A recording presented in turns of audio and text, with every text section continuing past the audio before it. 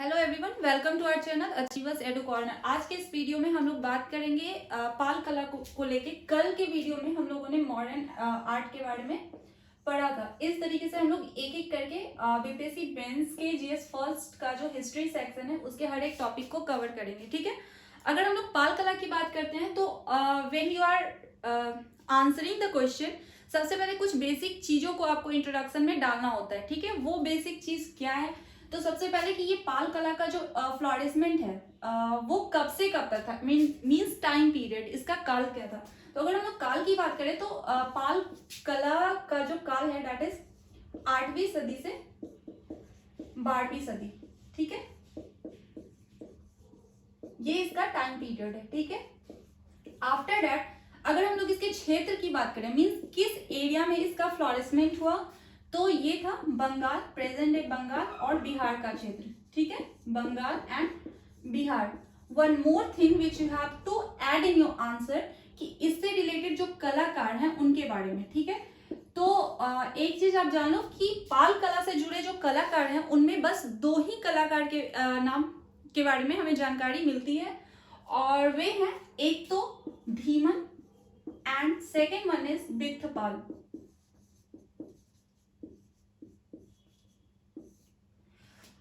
बिथपाल का के नेम को लेके आप लोग कंफ्यूज मत होना, बिकॉज कहीं कहीं पे ऐसा होता है कि बिथपाल को बिथपाल या फिर समथिंग एल्स वो लिखा होता है, but you just take it like that, ठीक है।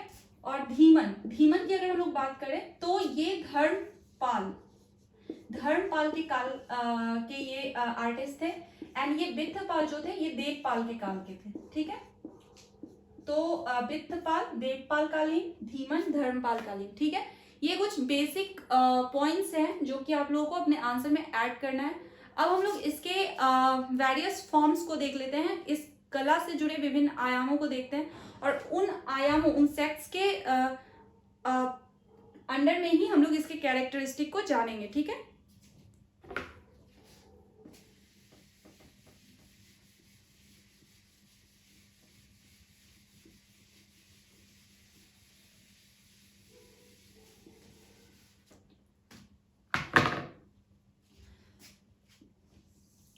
पाल कला से जुड़े आयामों की अगर हम लोग बात करें तो यहाँ पे फर्स्ट स्थापत्य कला जो है ये एक इंपॉर्टेंट पार्ट है पाल कला का।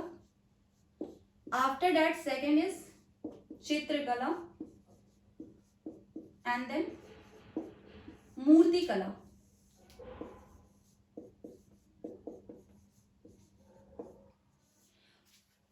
यहाँ पे अगर हम लोग स्थापत्य कला की बात करें तो ये भी 2 फॉर्म में डेवलप है। एक और चीज, यहाँ पे जितने भी आर्ट के जितने भी फॉर्म्स है, चाहे वो स्थापत्य कला हो, चित्रकला हो या मूर्ति कला हो, सारे में कहीं ना कहीं धर्म का इफेक्ट जरूर दिखता है।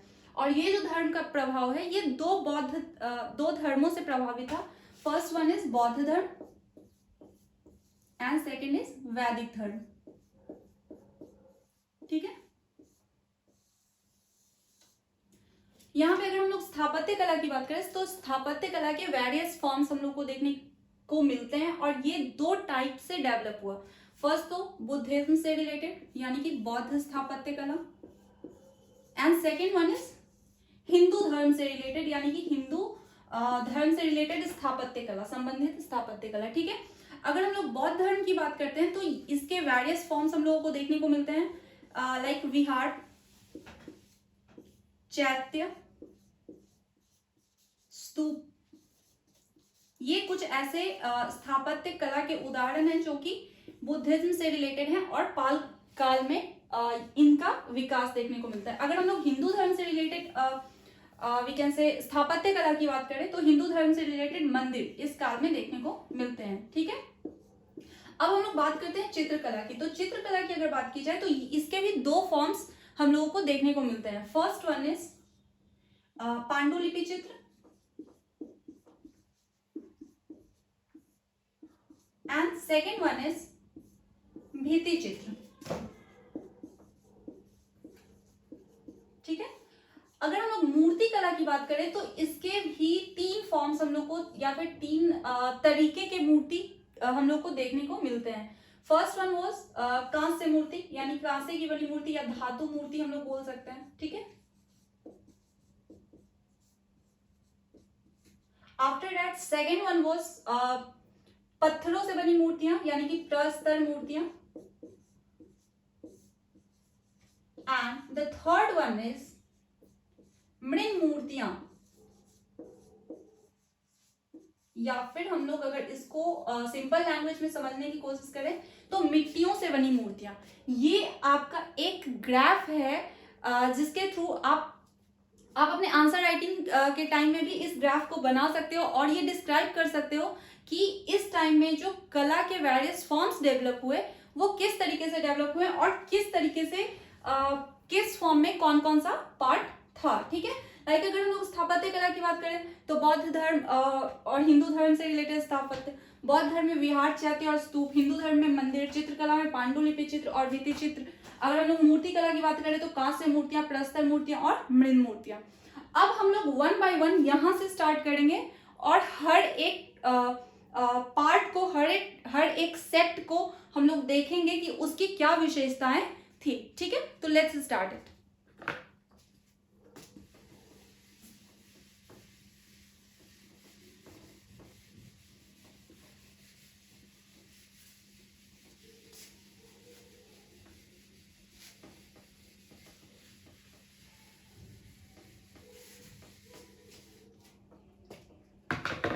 फर्स्ट हम लोग स्टार्ट करते हैं विहार या महाविहार।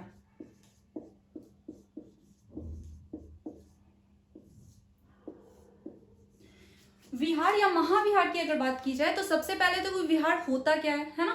तो बुद्धिस्ट मॉन्क्स जो थे यानी कि बौद्ध धर्म के जो भिक्षु थे उनके रहने के लिए जो जगह बनाया जाता था दैट वाज नोन एज विहार। एक तो कि बौद्ध भिक्षु यहाँ रहा करते थे, दूसरी बात ये एक we can say study centre हुआ करता था जहाँ पे पठन पाठन का काम किया जाता था। ठीक है, तो ये दो चीजें हैं, एक तो कि बौद्ध भिक्षु यहाँ रहते थे, दूसरी बात कि यहाँ पे स्टडी रिलेटेड वर्क्स होते थे, तो ये काफी इंपॉर्टेंट है। अगर हम लोग इस पीरियड के विहार की बात करें तो जो इंपॉर्टेंट विहार इस पीरियड के हैं दैट इज फर्स्ट तो आपका ओदंतपुरी महाविहार,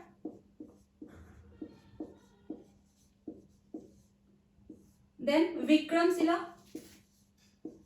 ठीक है, आफ्टर दैट सोमपुरी।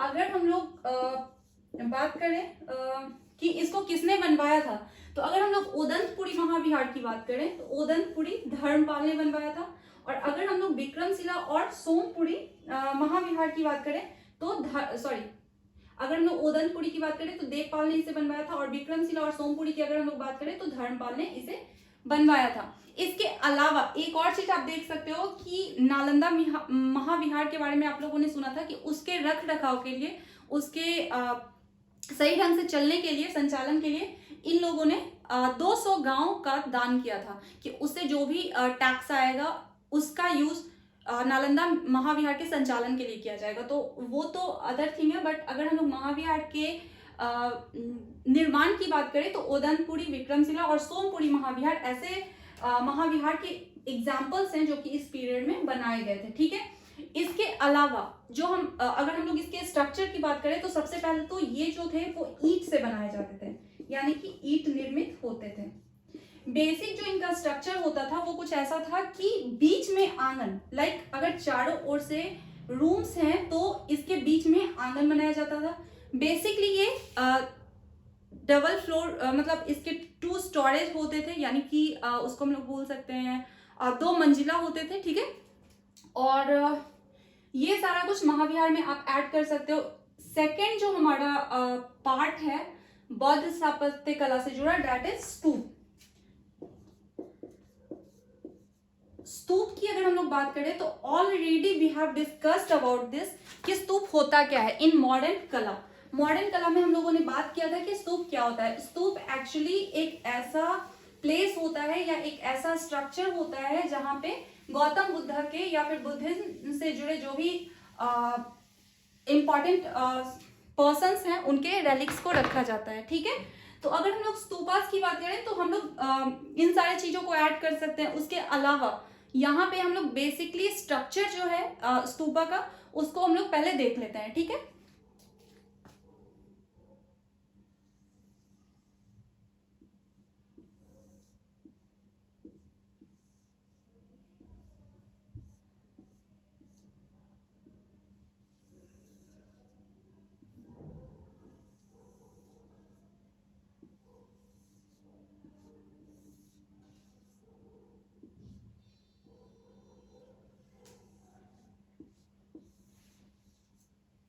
यहाँ पे मैं फिगर के थ्रू इसलिए आप लोगों को समझा रही हूँ बिकॉज आप फिगर भी बना सकते हो और आप चाहो तो लैंग्वेज के थ्रू भी आप इसको डिस्क्राइब कर सकते हो, ठीक है। हम लोग अब बात करते हैं इसके पार्ट्स की कि कौन सा पार्ट क्या था या फिर किस नाम से उसको जाना जाता था। ये जो आप 3 लाइंस देख रहे हो इसको हम लोग छत्र के नाम से जानते हैं, ठीक है। ये छत्र जो जिस लाइन पे या फिर एक डंडानुमा संरचना होता था उसके ऊपर ये होता था, दैट वाज नोन एज यष्टि, ठीक है। यष्टि के जस्ट नीचे के पार्ट को, इस पार्ट को अगर हम लोग देखें तो ये वाला जो पार्ट होता था यहाँ पे बुद्धा के रेलिक्स को यानी कि अवशेष को रखा जाता था और इस पार्ट को हम लोग हर्निका के नाम से जानते हैं, ठीक है, हर्निका। इसके नीचे का जो सेमी सर्कल स्ट्रक्चर होता था this was known as anda, this was known as anda. उस अंड के जस्ट नीचे का जो पार्ट होता था that was known as Medhi, ठीक है। और ये जिस रेक्टेंगुलर स्ट्रक्चर पे होता था टिका हुआ दैट वाज नोन एज वेदिका। इसके बाद हम लोग देखते हैं कि इसको घूमने के लिए इसके चारों ओर से, घूमने मीन्स इसके परिक्रमा के लिए चारों ओर से एक पैथ बनाया जाता था, एक रास्ता बनाया जाता था and that was known as pradakshina path, प्रदक्षिणा पथ, ठीक है। और ये जो इसका एंट्रेंस डोर है, गेट है, दैट वाज नोन एज तोरण, इट वाज नोन एज तोरण। तो बेसिकली ये आपका स्तूप का एक स्ट्रक्चर है जिसको आप अपने आंसर राइटिंग में या तो आप हर एक पार्ट को लिख भी सकते हो या फिर आप स्ट्रक्चर के थ्रू भी डिस्क्राइब कर सकते हो, ठीक है। तो हम लोगों ने विहार कर लिया, हम लोगों ने स्तूप कर लिया, अब हम लोग चैत्य की बात करते हैं, ठीक है। तो फर्स्ट ऑफ ऑल ये चैत्य होता क्या है, तो ये चैत्य जो था वो बुद्धिज्म से जुड़े लोगों का पूजा का एक स्थान था, वर्शिप प्लेस था जिसको हम लोग पूजा गृह के नाम से जान सकते हैं, बोल सकते हैं, ठीक है। तो एक्चुअली दैट वाज अ पूजा गृह, वर्शिप प्लेस। यहाँ पे इसका स्ट्रक्चर कुछ इस टाइप का था कि एक सेकेंड,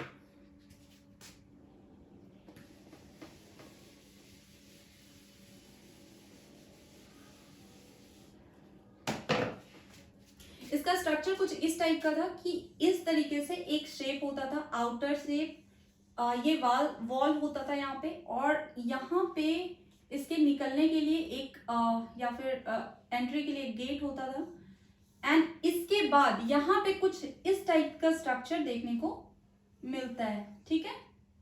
सॉरी,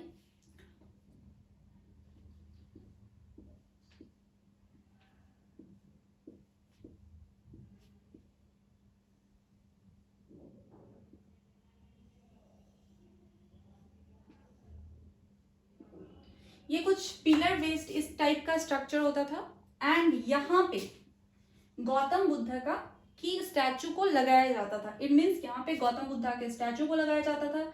ये सारे पिलर बेस्ड स्ट्रक्चर्स होते थे, ये एंट्रेंस गेट होता था एंड ये आपका एक हॉल टाइप का स्ट्रक्चर था, ठीक है। तो दिस इज चैत्य। अब हम लोग अगर हिंदू धर्म से जुड़े कुछ स्थापत्य की बात करें तो हिंदू धर्म से रिलेटेड मेनली मंदिर के एग्जाम्पल हम लोगों को देखने को मिलते हैं, ठीक है। तो हिंदू धर्म से रिलेटेड जो मंदिर होते थे उसकी अगर हम लोग बात करें तो यहाँ पे ये जो मंदिर थे, because we have already discussed कि पाल कला का जो विकास हुआ है वो बिहार और बंगाल के एरिया में हुआ है। तो आप लोगों को पता होगा कि मंदिर निर्माण के लिए मंदिर जो बनवाए जाते थे उस पीरियड में उसके 3 स्टाइल्स थे। First Nagara and second is Dravida and third is Vesara, ठीक है। This was a hybrid style, ये साउथ इंडिया में डेवलप्ड हुआ and this was in north India. तो इस पीरियड के जो भी मंदिर बनवाए गए थे वो नागर स्टाइल में, नागर स्टाइल का इफेक्ट इस पे देखने को मिलता है। यहाँ पे मंदिर का स्ट्रक्चर कुछ ऐसा होता था कि उसमें अर्ध मंडप वाले संरचना देखने को मिलते हैं। अगर हम लोग एग्जाम्पल्स की बात करें तो एग्जाम्पल्स में आप बटेश्वर मंदिर, पिता महेश्वर मंदिर, कहलगांव का गुफा मंदिर, इन सारे एग्जाम्पल्स को उसमें ऐड कर सकते हो, ठीक है। मंदिर जो होते थे उसमें वेरियस देवी देवताओं के मूर्तियों को लगाया जाता था, like Ganesh, Lakshmi, Parvati, Balram and all. आगे हम लोग जब मूर्ति कला की बात करेंगे तो उसमें भी हम लोग देखेंगे कि इन सारे देवी देवताओं के जो मूर्तियां थे उनको स्पेशली बनवाया गया था या बनाया गया था। यहाँ पे एक चीज जो हम लोगों को समझ में आता है वो ये कि कहीं ना कहीं जो पालकालीन शासक थे वो धर्म को लेके काफी लिबरल थे, काफी सहिष्णु थे। बिकॉज उन लोगों ने ऐसा नहीं था कि बुद्धिज्म से रिलेटेड चीजों को अगर उन लोगों ने संरक्षण दिया, उसके विकास में अपना योगदान दिया, तो ऐसा नहीं कि उन्होंने हिंदू धर्म से रिलेटेड आर्ट को या फिर उससे रिलेटेड स्ट्रक्चर्स को या फिर जो भी हम लोग बोल रहे स्थापत्य को उन लोगों ने नहीं बनवाया या फिर उसको संरक्षण नहीं दिया, ऐसा नहीं था। उन लोगों ने मंदिर का भी निर्माण करवाया। आगे जब हम लोग मूर्ति कला की बात करेंगे तो ये चीज और ज्यादा क्लियर होगा। तो चलिए हम लोग अब नेक्स्ट मूर्ति कला की ओर बढ़ते हैं।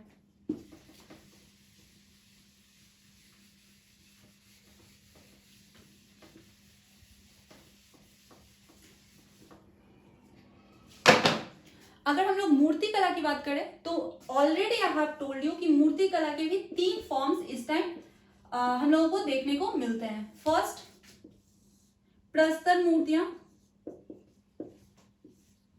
सेकेंड, कांस्य मूर्तियां।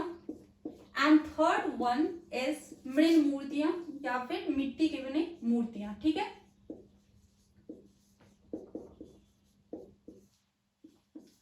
अगर हम लोग प्रस्तर मूर्तियों की बात करें तो काले बेसाल्ट पत्थर जो होते हैं उन पत्थरों से इन मूर्तियों को बनाया जाता था। ठीक है, इसके लिए ये जो प्रस्तर से रिलेटेड जो भी मूर्तियां हैं इनके लिए भी अगर हम लोग बात करें तो स्पेशली बुद्धिज्म से रिलेटेड कुछ मूर्तियों को बनवाया गया था। या फिर अगर हिंदू देवी देवताओं की बात की जाए तो गणेश, बलराम, उमा, पार्वती, शिव, इन सारे देवी देवताओं की मूर्तियां बनवाए गए थे। अगर हम लोग बुद्धिज्म से रिलेटेड मूर्तियों की बात करें तो बुद्धिज्म से रिलेटेड जो भी मूर्तियां बनवाए गए थे, या चाहे वो कांस्य मूर्तियां हो या फिर प्रस्तर मूर्तियां हो, उन सारे मूर्तियों में जो बुद्धिज्म से रिलेटेड वेरियस वी कैन से जैसे अवलोकितेश्वर, मंजूश्री, वज्रपाणी, पद्मपाणी, इन सारे चीजों की मूर्तियां बनाई गई थी। नॉट चीजों, ये एक्चुअली बुद्ध के वेरियस अवतार को ये माना गया है। तो इन चीजों की मूर्तियां बनाई गई थी या फिर इन अवतारों की मूर्तियां बनाई गई थी। ठीक है, और अगर हम लोग मृण मूर्तियों की बात करें तो सोमपुरी महाविहार के खंडहर से इन मूर्तियों की बहुत बड़ी संख्या मिली है। जहां पे अगर हम लोग बात करें कि काफी सारी मूर्तियां तो डिक्लाइन फॉर्म में मिली है, मीन्स वो बिल्कुल ही इस अवस्था में नहीं है जिसको कि समझा जा सके कि वो क्या है नहीं है। लेकिन जो भी मूर्तियां मिली हैं जो कि कुछ इस स्थिति में है जिसको देखा जा सके या जिसको समझा जा सके, तो वे मूर्तियां काफी ज्यादा अट्रैक्टिव है, उनपे काफी ज्यादा वर्क किया गया है। और ये कैसा वर्क है ये हम लोग आगे देखेंगे। ठीक है, अगर हम लोग प्रस्तर मूर्तियों की बात करें तो प्रस्तर मूर्तियों के जो एग्जाम्पल्स वी कैन से या फिर जो इसके उदाहरण देखने को मिलते हैं वो राजगीर से मिले हैं या फिर क्रुकीहार, नालंदा वगैरह का जो एरिया है वहां से मिला है। अगर हम लोग कांस्य मूर्तियों की बात करें तो स्पेशली अगर हम लोग नालंदा की बात करें तो नालंदा में मंदिर संख्या 13 से ढलाई, मीन्स मूर्तियों की जो ढलाई होती थी, कांस्य मूर्तियां जो भी बनाए जाते थे वो ढलवा विधि से बनाया जाता था। ढलवा विधि मीन्स उसको एक शेप में डालकर मूर्ति तैयार करना। तो इसका जो एविडेंस मिला है that is found from Nalanda, वहां के मंदिर संख्या 13 से ढलाई का साक्ष्य मिला है। ठीक है, तो इस टाइप की जो मूर्तियां हैं वो भी काफी संख्या में मिली है। और जो कांस्य मूर्तियां हैं उसमें बुद्धिज्म से जुड़े मूर्तियों की संख्या ज्यादा है। ठीक है, कौन सी मूर्तियां हैं, किन की मूर्तियां हैं, ये ऑलरेडी मैं आपको बता चुकी हूँ। अगर हम लोग मृण मूर्तियों की बात करें तो जैसा कि मैंने आपको बताया कि सोमपुरी महाविहार से काफी संख्या में इसके एविडेंस मिले हैं। एक जो सबसे खास इस पीरियड की मृण मूर्ति है दैट इज एक तख्ती, I think you are understanding, एक पट्टे पे एक लेडी बैठी हुई है, एक औरत बैठी हुई है और वो अपने दाहिने पैर पे बाएं पैर को इस तरीके से रखी हुई है और एक हाथ में उसके आईना है, जिससे वो, ऐसा विद्वानों का मानना है कि वो कहीं ना कहीं अपने मीन्स अपने आप को देख रही है उस आईने में और अपने मांगों में सिंदूर भर रही है। तो ये जो मूर्ति है ये इस पीरियड की सबसे वी कैन से कि स्पेशल मूर्ति जिसके बारे में लोग जानने को उत्सुक होते हैं, तो ये इस पीरियड की मृण मूर्तियों में सबसे बेस्ट एग्जाम्पल वी कैन से वो वही है, तख्ते पे बैठी एक स्त्री की मूर्ति। ठीक है, ये आपका मूर्तियों का पार्ट था। लेकिन यहाँ पे क्या है कि मूर्तियों में कुछ ऐसी कमियां हैं जो भी देखने को मिलती हैं, जो आप लोगों को पता होना चाहिए। मूर्तियों की अगर हम लोग बात करें तो यहाँ पे चाहे वो प्रस्तर मूर्तियां हो, कांस्य मूर्तियां हो या मृण मूर्तियां हो, मैक्सिमम जो मूर्तियां हैं उस पे आगे के पार्ट को तो बहुत ही ज्यादा डेकोरेट किया गया है, जिसको हम लोग बोलते हैं अलंकृत करना, बहुत ज्यादा ओवर डेकोरेटेड किया गया। बट अगर हम लोग पीछे के पार्ट की बात करें तो मूर्तियों के पीछे के पार्ट को बिल्कुल ही वी कैन से रफली उसको छोड़ दिया गया है, उसमें बिल्कुल ही ध्यान नहीं दिया गया है। और ये ओवर डेकोरेशन जो है वो कहीं ना कहीं उसको, अगर हम लोग बोले कि मूर्तियों में जो सजीवता होती है उसको खत्म करता है। मीन्स ऐसा लगता है कि कुछ मूर्तियां ऐसी होती है जिसको देख के लगता है कि ऐसा रियल में होगा, मीन्स ऐसा रियलिटी में भी ऐसा ही होगा। बट ये जो मूर्तियां हैं ये ओवर डेकोरेशन के कारण ये चीज इसमें दिखाई नहीं देता है। ठीक है, तो ये इन मूर्तियों की एक सबसे बड़ी कमी है। ठीक है, अब हम लोग अगर बात करें चित्रकला की, जस्ट अ मिनट,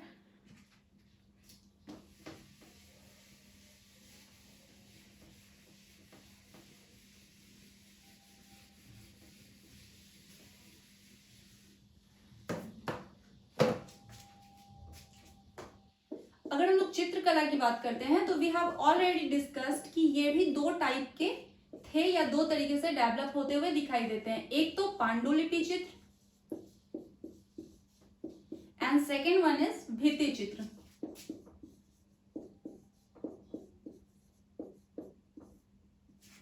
अब पांडुलिपि चित्र जो थे उस पीरियड में वो स्पेशली ताम्र पत्र पे बनाए जाते थे। ताम्र पत्र मीन्स तांबे के पत्ते means sheet of copper, means copper के तांबे के उसको क्या हम लोग बोल सकते हैं, पेपर, मतलब कॉपर के जो शीट्स होते थे, तांबे के पत्थर उसको हम लोग बोल सकते हैं, उस पे बनाए जाते थे।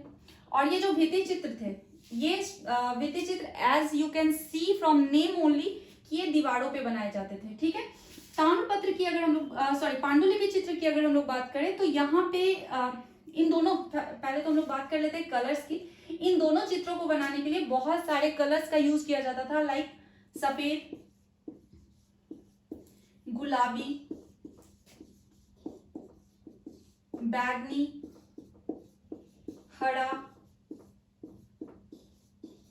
नीला, इन सारे कलर्स का यहाँ यूज किया जाता था। ठीक है, अगर हम लोग पांडुलिपि चित्र की बात करें तो पांडुलिपि चित्र कुछ इस टाइप से होते थे कि इस तरीके के शीट को पहले चारों ओर से डेकोरेट किया जाता था एंड बीच के पार्ट पे कुछ लिखे जाते थे। ठीक है, तो इस तरीके के पांडुलिपि चित्र हम लोगों को देखने को मिलते हैं। अगर हम लोग भित्ति चित्र की बात करें तो भित्ति चित्र स्पेशली इस पीरियड का जो सबसे बेस्ट एग्जाम्पल है वो है नालंदा से मिला एक भित्ति चित्र। उसके अलावा अगर हम लोग बात करें, अगर इस जगह के स्पेसिफिक प्लेस की हम लोग बात करें तो नालंदा में एक जगह है सराय किला से एक चबूतरे का साक्ष्य मिला है, जहां पे ज्योमेट्रिक पैटर्न्स बनाकर एक उस चबूतरे को डेकोरेट किया गया है। ठीक है, तो ये आपका भित्ति चित्र है। एंड अगर पांडुलिपि चित्र की बात की जाए तो पांडुलिपि चित्र के जो भी एविडेंसेस इस पीरियड के मिले हैं वो अभी या तो एशियाटिक सोसाइटी ऑफ बंगाल के म्यूजियम में रखे हुए हैं, या फिर अगर हम लोग बात करें कुछ और पांडुलिपि चित्रों की तो कैम्ब्रिज एंड ब्रिटिश म्यूजियम में कुछ पांडुलिपि चित्र रखे हुए हैं। ठीक है, तो ये आपका चित्रकला था। ठीक है, अब I think we have discussed all the sects like स्थापत्य कला, चित्रकला, मूर्ति कला। अब हम लोग बात करते हैं, जैसे हर एक आर्ट या कला के बारे में कुछ आलोचनाएं भी होती है और कुछ उसके सकारात्मक पक्ष भी होते हैं। तो अगर हम लोग इस कला की बात करें तो यहाँ पे भी कुछ सकारात्मक पार्ट्स हैं, तो कुछ आलोचनाएं भी यहाँ पे देखने को मिलती है। अगर हम लोग सकारात्मक पक्ष, पहले हम लोग आलोचना को ही देख लेते हैं। अगर हम लोग आलोचना की बात करें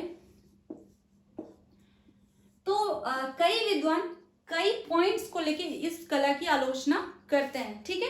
और ये आलोचनाएं अगर हम लोग पॉइंट्स को देखें तो ये आलोचनाएं लाइक फर्स्ट तो आपका मूर्ति कला को लेके एक आलोचना है, डेट इज यहाँ पे बहुत ज्यादा कृत्रिमता देखने को मिलती है। कृत्रिमता मीन्स जैसा कि हम लोगों ने अभी डिस्कस किया था कि वहां पे मूर्तियों में सजीवता देखने को नहीं मिलती है, बिकॉज ओवर डेकोरेशन उनको एक जो हम लोग बोल सकते हैं मौलिकता जो है वो कहीं ना कहीं उसको खत्म करता है। यानी कि कृत्रिमता के साथ साथ मौलिकता का भी वहां अभाव देखने को मिलता है, ठीक है। तो मौलिकता का अभाव।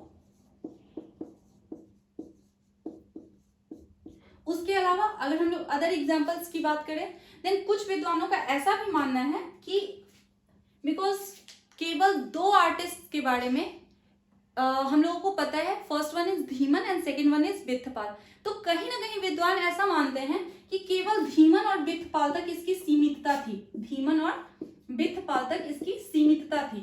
लेकिन ऐसा है नहीं। हम लोगों को मुझे ऐसा लगता है एक्चुअली मुझे क्या आप लोग भी ऐसा समझते होंगे कि बिकॉज हम लोग ये 8वीं से 12वीं सदी के बारे में पढ़ रहे हैं तो ऐसा हो सकता है कि अदर आर्टिस्ट के बारे में एविडेंसेस नहीं होंगे, लेकिन ऐसा माना नहीं जा सकता, ऐसा बिलीव नहीं किया जा सकता कि इतने सारे आर्ट्स के जो सेक्ट्स हैं उसको केवल दो विद्वानों ने बनाया होगा। मीन्स स्थापत्य कला, भित्ति चित्र, चित्रकला, मीन्स हर एक चीज को केवल दो लोगों ने, ऐसा बिलीव करना थोड़ा मुश्किल है। लेकिन विद्वानों का ऐसा मानना है कि धीमन और बिथपाल तक जो इसकी सीमितता थी वो इसको कहीं ना कहीं इसका एक आलोचना का बिंदु बन जाता है, ठीक है।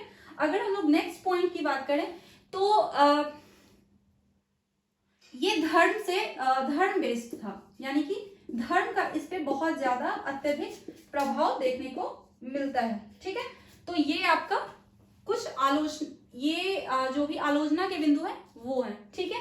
अगर हम लोग इसके सकारात्मक पक्ष की बात करें तो बहुत सारे सकारात्मक पक्ष को आप काउंट कर सकते हो, जो कि आप अपने आंसर में लिख सकते हो। जैसे अगर हम लोग बात करें कृत्रिमता या फिर मौलिकता के अभाव की, तो हम लोग ये देखते हैं कि ठीक है, गुप्त काल में जिस तरह की मूर्तियां बनती थी वैसी मूर्तियां इस काल की नहीं है।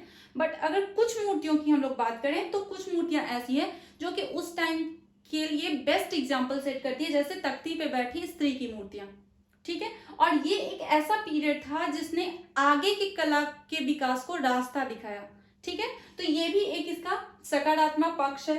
अगर हम लोग धीमन और बिथपाल तक सीमितता की बात करें तो ऑलरेडी वी हैव डिस्कस कि इतने सारे सेक्ट्स केवल दो लोगों के थ्रू डेवलप्ड होना, I think it's somewhat difficult to believe. उसके अलावा धर्म के प्रभाव की अगर हम लोग बात करें तो ठीक है, बौद्ध और हिंदू धर्म का प्रभाव तो दिखता है, लेकिन कहीं ना कहीं इसको धर्म सहिष्णुता से भी जोड़कर देखा जा सकता है। बिकॉज अगर हम लोग बात करें पालकालीन शासकों की तो ऐसा तो है नहीं कि उन लोगों ने बुद्धिज्म से रिलेटेड आर्ट को संरक्षण दिया तो हिंदुज्म से रिलेटेड आर्ट को संरक्षण नहीं दिया, ऐसा तो है नहीं।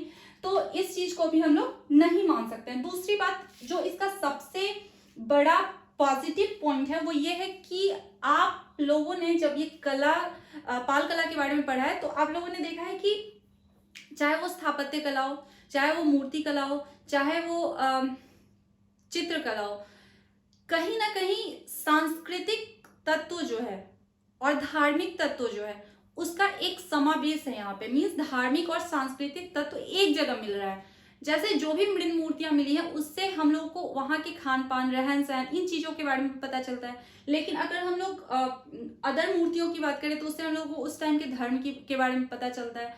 तो ये सारे कुछ पॉजिटिव पॉइंट्स है पाल कला को लेकर, ठीक है।